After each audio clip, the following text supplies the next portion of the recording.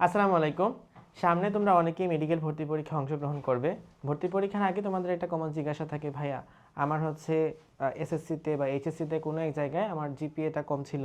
Specially HSC 25 ব্যাচের কিন্তু HSC পরীক্ষা যথেষ্ট পরিমাণে খারাপ হয়েছে।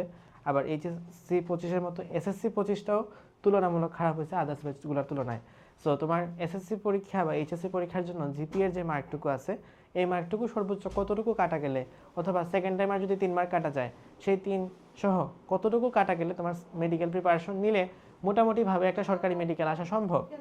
তো দেখো, তোমার যদি এমনিতে তোমার সেকেন্ড টাইম থাকে তাহলে তোমার 3 মার্ক কাটা যায়। আশা করা যায় যে এই মার্কটা বাড়বে না, কারণ 5 মার্ক ছিল সেখান থেকে কমায় 3 মার্ক নিয়ে আসছে। আমরা ভাবছিলাম যে এইচএসসি 25 ব্যাচ যেহেতু অনেক বেশি জিপিএর তারতম্য হয়েছে, সো এখানে হয়তো 3 মার্ক থেকে আবার 5 মার্কে নিয়ে যাবে।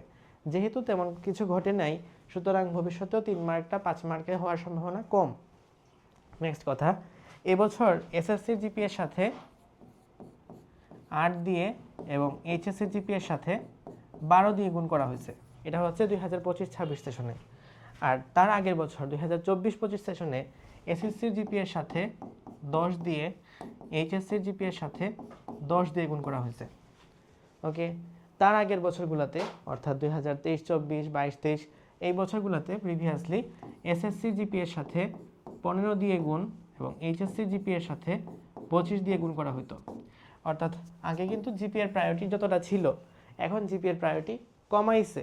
কমানোর পরে এসএসসি 10, এইচএসসি 10 করছিল, এই বছর এসএসসি 8, এইচএসসি 12 করছে। সো এটা তুলনামূলকভাবে একটু বেশি বলা যায় যে অ্যাপ্রোপ্রিয়েট, কারণ এসএসসি জিপিএর তুলনায় এইচএসসি জিপিএর প্রায়োরিটিটা একটু বেশি থাকা উচিত। এখন তুমি যদি এই জিপিএর মান বন্টন অনুসারে, যেহেতু এটাই লেটেস্ট, এইটার মান অনুসারে তোমার 6 মার্ক কাটা যায়, তাহলে বলা যায় যে না, এতটুকু প্রিপারেশন 6 মার্ক কাটা গেলে সেটা কাভার আপ করা সম্ভব। বাট তার চেয়েও যদি বেশি কাটা যায়, একজনের ধরো 15 মার্ক কাটা যাবে, সে যদি প্রিপারেশন নেয় মেডিকেল ভর্তি পরীক্ষার, তার চান্স না হওয়ার সম্ভাবনা 99.99%। সো যদি তোমার 6 মার্ক কাটা যায় তাহলে সেটা কাভার আপ দেওয়া সম্ভব।